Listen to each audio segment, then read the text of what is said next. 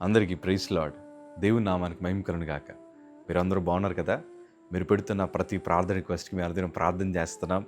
అలాగే మీరు చెప్తున్న సాక్ష్యాలు బట్టి నేను ప్రభుని ఎంతగానో మహిమపరుస్తున్నాను.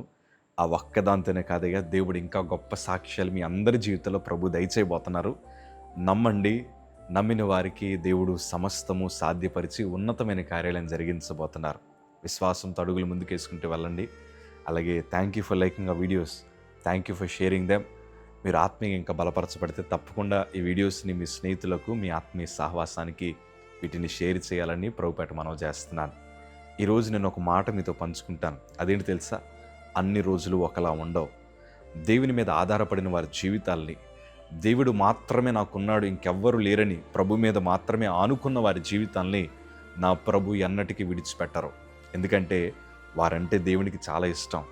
దేవుని మీద ఆధారపడేవారంటే దేవుడికి చాలా ఉన్నతమైన ప్రేమ. ఏ స్థితి అయినా ఆయన తారుమారు చేయగలిగిన దేవుడు.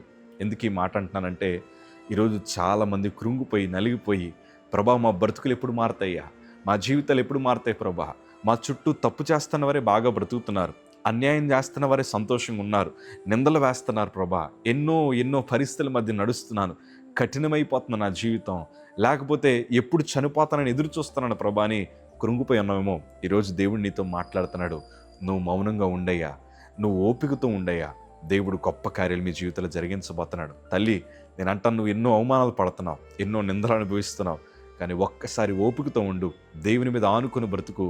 నీ పరిస్థితులన్నింటినీ నా ప్రభు తారుమారు చేయగలిగిన దేవుడు. ఎందుకు ఈ మాట అంటున్నానంటే, ఆదికాండము 41 అధ్యాయము 51 మాట చదవగలిగితే, అప్పుడు యోసేపు, దేవుడు నా సమస్త బాధను, నా తండ్రి ఇంటి వారందరినీ నేను మర్చిపోనట్లుగా చేశానని చెప్పి తన జ్యేష్ఠ కుమారునికి మనష్షే అను పేరు పెట్టెను.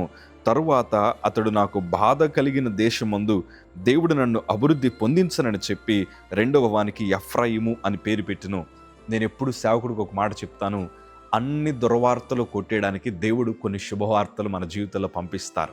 అలాగే యోసేపు జీవితంలో ఎన్ని అవమానాలు కలిగినా, వారి సొంత కుటుంబమే యోసేపు మీద నిందలు వేసి అతన్ని చంపాలని ప్రయత్నం చేసి ఒక బానిసగా వేరే దేశానికి అమ్మేసిన యోసేపు ఓర్చుకుంటూ వచ్చాడు. ఓర్పు వెనకాల బలమైన విజయాలు ఉన్నాయి. ఓర్పు వెనకాల ఘనమైన కార్యాలు ప్రభు దాచుంచారు. నువ్వు మౌనంగా ఉండయ్యా, దేవుడే నీ దుర్వార్తలన్నీ కొట్టివేయడానికి ఒక శుభవార్తని దేవుడు పంపిస్తాడు.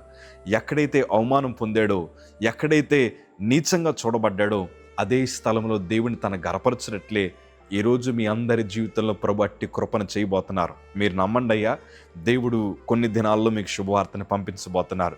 కొన్ని దినాల్లో ఆశీర్వాదపు వార్తలు మీరు వినేలాగా దేవుడు చేయబోతున్నారు. నమ్మండి చాలు. యోసేపు ఓర్పు కలిగి అడుగులు ముందుకేసుకుంటూ వెళ్ళారు. దేవుని కోసం యథార్థంగా బ్రతికారు.